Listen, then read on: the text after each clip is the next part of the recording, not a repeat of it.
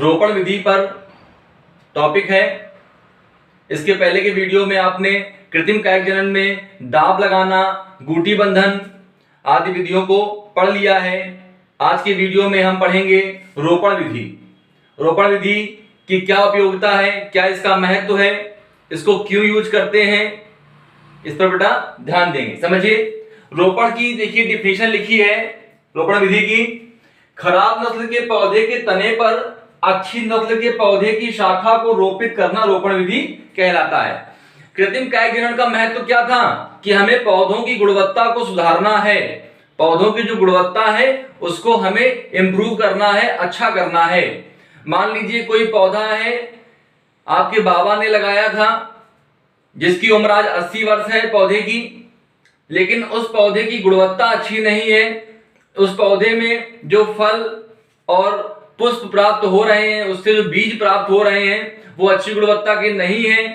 यदि आप एक नया पौधा लगाएंगे तो फिर से वो बड़े होने में काफी टाइम लेगा, तब आपको फल मिलेगा। लेकिन ऐसा क्या साइंस की हेल्प से कर सकते हैं कि हम उसी पुराने पौधे को एक अच्छे पौधे में बदल लें? बस यही वाला टॉपिक आपको समझना है कि किसी खराब नस्ल के पौधे को अच्छी नस्ल के पौधे में कैसे बदल सकते हैं। यही इस रोपण विधि का मेन कॉन्सेप्ट है। बात समझिएगा, रोपण विधि का मेन कॉन्सेप्ट क्या है कि खराब नस्ल के पौधे के तने पर, जो पौधा हमारा पुराना है उसका तना वैसे भी विकसित हो चुका होगा, तो खराब नस्ल के पौधे के तने पर, बात समझिएगा, खराब नस्ल के पौधे के तने पर मतलब खराब नस्ल का मतलब क्या, जिस पौधे में उच्च गुणवत्ता वाले फल, फूल और बीज हमें ना प्राप्त हो। क्योंकि गुणवत्ता हमें किसकी चाहिए, फल अच्छी गुणवत्ता का चाहिए, पुष्प अच्छी गुणवत्ता का चाहिए और बीज अच्छी गुणवत्ता का चाहिए। तो जिन पौधों में फल, फूल और बीज खराब नस्ल के प्राप्त होते हैं या खराब क्वालिटी के प्राप्त होते हैं या आप कह सकते हो घटिया किस्म के प्राप्त होते हैं, उन पौधों को अच्छी नस्ल के पौधे में बदलने की जो कृत्रिम कायिक जनन की विधि है बच्चों, वो क्या होती है, रोपण विधि होती है। खराब नस्ल के पौधे के तने पर अच्छी नस्ल के पौधे की शाखा को, अच्छी नस्ल के पौधे की शाखा को रोपित करना। रोपित करना मतलब उसको उसमें ग्राफ्ट कर देना। ये बेटा क्या कहलाता है, रोपण विधि।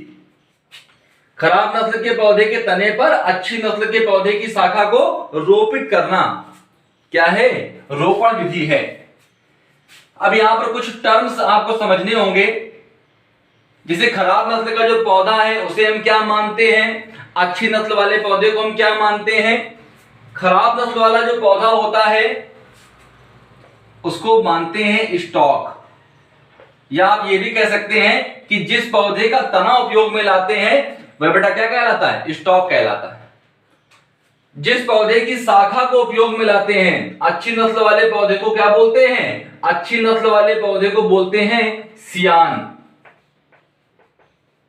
इतना आप कॉन्सेप्ट क्लियर कीजिए।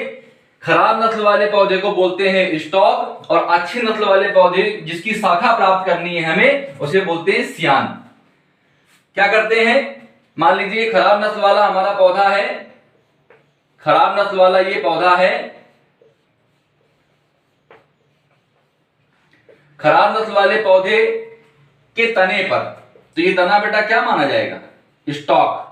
और ये हमारा बेटा अच्छी नस्ल वाला पौधा है।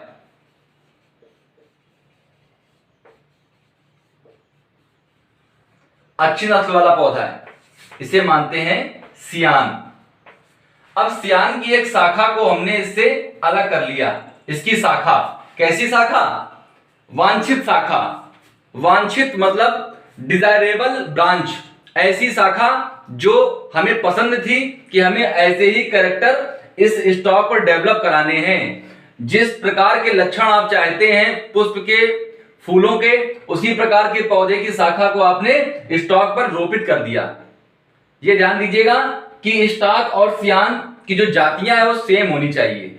अगर आम का पेड़ है तो आम का सियान, मतलब जो पौधे हैं उनकी उनकी जो जातियां हैं वो समान होनी चाहिए। आम का आम से, नींबू का नींबू में, अमरूद का अमरूद में, बस केवल पौधे की गुणवत्ता का अंतर है। जिसमें गुणवत्ता खराब है उसे मानते हैं स्टॉक, जिसकी गुणवत्ता अच्छी है उसे मानते हैं सियान। अब करना क्या है कि सियान की एक शाखा को हमने क्या कर लिया, पृथक कर लिया, अलग कर लिया, और स्टॉक में हमने एक कट लगा लिया, एक जगह बना ली, और इसी जगह में इसी खांच में ये हमने खांच बना ली, खांच का निर्माण कर लिया।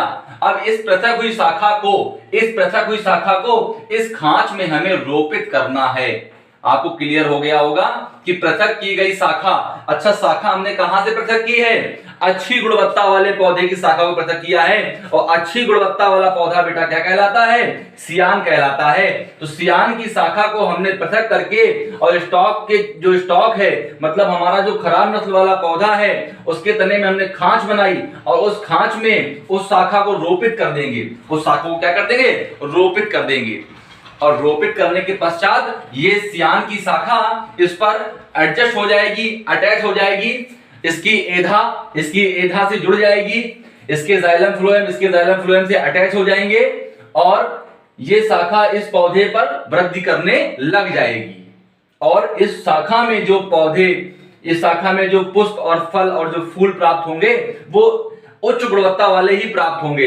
इसका मतलब हमारा ग्राफ्टिंग टेक्निक क्या हो गई, सफल हो गई, क्योंकि इसको करने का जो मेन मोटो था, मेन उद्देश्य था, क्या था कि हमें स्टॉक को अच्छी नस्ल वाले पौधे में बदलना है। तो देखिए क्या करेंगे, ये हमने जो खांच बनाई बेटा, इस खांच में इस शाखा को क्या करेंगे, इस शाखा को हमने यहां पर ग्राफ्ट कर दिया। अच्छा, ग्राफ्ट करने के बाद यहां पर कुछ स्पेस रह जाएगा जिससे बैक्टीरिया या फंजाई प्लांट में ग्रोथ ना करें। इसके लिए यहां पर हम मोम का लेप लगाएंगे या तो गीली मिट्टी से इसको कवर करेंगे। तो आप यहां समझिएगा कि यहां पर मोम का लेप लगा देते हैं, जिससे कोई भी जीवाणु और कवक इस खांच में वृद्धि ना कर सके और हमारा पौधा रोगी ना हो जाए। इसलिए शाखा को लगाने के पश्चात मोम का लेप लगा देते हैं, जिससे जीवाणु और कवक की वृद्धि को रोक सके। कुछ समय पश्चात ये शाखा इस स्टॉक पर अच्छे से फिक्स हो जाएगी और इस पर वृद्धि करना प्रारंभ कर देगी। अब इस शाखा पर हमें अच्छी गुणवत्ता वाले फल, फूल और बीज क्या होंगे, प्राप्त होंगे। इसका मतलब हमारा रोपण जो विधि है वो क्या हो गई, सक्सेस हो गई। इसी से मिलती जुलती एक विधि है शाखा बंधन। उसमें हम दो पौधों की शाखाओं को पास में ला करके जोड़ देते हैं। तो रोपण विधि आपको आज क्लियर हो गई होगी। अब एक जो महत्वपूर्ण बात है, जो बहुत ही इंपॉर्टेंट बात है, वो समझिएगा, अच्छे से माइंड में सेट कीजिएगा।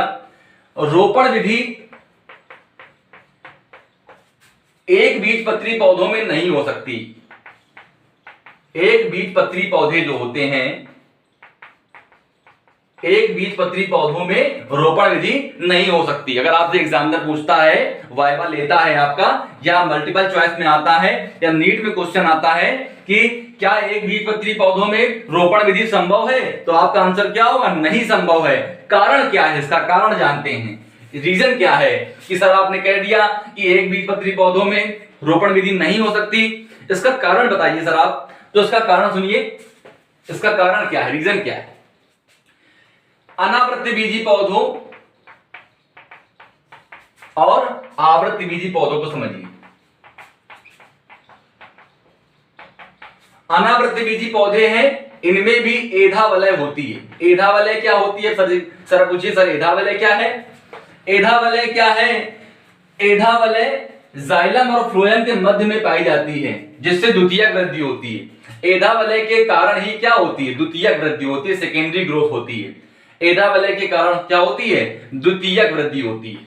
द्वितीयक वृद्धि मतलब आप देखते हैं तने बहुत मोटे मोटे होते हैं अनावृत्तिबीजी पौधों के, साइकस फाइनस के, वो किस कारण होते हैं, एधा वलय के कारण होते हैं। ऐसे अनावृत्तिबीजी पौधों को हमने दो भागों में बेटा बांट दिया। एक हमारे कौन से हैं, एक बीजपत्री और दूसरे हमारे बेटा कौन से हैं, द्विबीजपत्री। तो अनावृतबीजी पौधों में एधा वलय है, इस कारण अनावृतबीजी पौधों में रोपण विधि कराई जा सकती है। आवृतबीजी पौधों में जो एक बीजपत्री पौधे होते हैं इसमें एधा वलय अनुपस्थित होती है, इसमें एधा वलय अनुपस्थित होती है, और जो द्विबीजपत्री पौधे हैं इसमें एधा वलय उपस्थित होती है, इसमें एधा वलय उपस्थित होती है। ठीक है, एक बीजपत्री पौधों में एधा वलय अनुपस्थित होती है, जबकि द्विबीजपत्री पौधों में एधा वलय उपस्थित होती है, और अनावृतबीजी पौधों में भी एधा वलय उपस्थित होती है। तो एधा वलय किसमें है? अनावृतबीजी पौधों में है, और द्विबीजपत्री पौधों में एधा वलय है। इस कारण जो रोपण विधि है, जो रोपण विधि है उसको हम किसमें लागू कर सकते हैं, किस पे अप्लाई कर सकते हैं? उसको हम अनावृतबीजी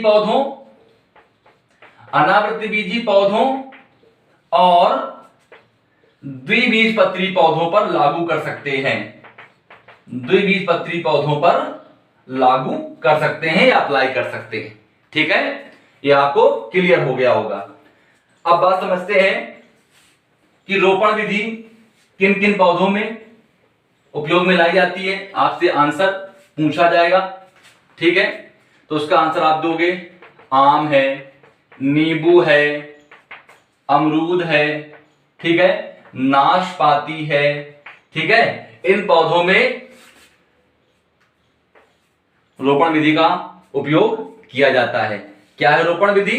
तो किसी खराब नस्ल वाले पौधे के तने पर, ये हमारा खराब नस्ल वाला पौधा है, इसे क्या बोलते हैं? अभी मैंने बताया था, ये हमारा खराब नस्ल वाला पौधा है, इसे क्या बोलते हैं बताया मैंने भी, इसे बोलते हैं स्टॉक, स्टॉक मानते हैं। और एक अच्छी नस्ल वाले पौधे की शाखा, ये मान लीजिए हमारा पौधा है, ऐसे ज्यादा अच्छा नहीं बना है, ये हमारी अच्छी नस्ल वाले पौधे की क्या है? शाखा है। और अच्छी नस्ल वाले पौधे की शाखा को क्या बोलते हैं? मैंने बताया था आपको, इसे बोलते हैं सियान। ठीक है, अब क्या किया हमने कि स्टॉक पर सियान को क्या करेंगे? रोपित करेंगे, जिससे क्या होगा? स्टॉक पर सियान डेवलप कर जाएगा, वृद्धि करेगा, और इस सियान में हमें अच्छी गुणवत्ता वाले पौधे, अच्छी गुणवत्ता वाले फल, फूल, बीज प्राप्त होंगे। तो ये विधि क्या हो गई? रोपण विधि हो गई। किसमें हो सकती है? जिसमें केवल और केवल एधा वलय उपस्थित है। मतलब रोपण विधि अनावृतबीजी पौधों में लागू कर सकते हैं, आवृतबीजी पौधों में, केवल द्विबीजपत्री पौधों में लागू कर सकते हैं, एक बीजपत्री पौधों में इस विधि को उपयोग में नहीं ला सकते। कोई पूछे कि एक बीजपत्री पौधों के नाम बताइए, बताएंगे आप? चावल। ठीक है बेटा, एक बीजपत्री पौधों का नाम क्या है? चावल है, मक्का है। ठीक है, इसका आप आंसर दे दीजिएगा। ये टॉपिक आपको क्लियर हो गया होगा अच्छे से। वीडियो को बेटा लाइक कीजिएगा, सब्सक्राइब कीजिएगा चैनल को, जिससे आपको आगे ऐसे ही इंपॉर्टेंट टॉपिक आपको लगातार मिलते रहे।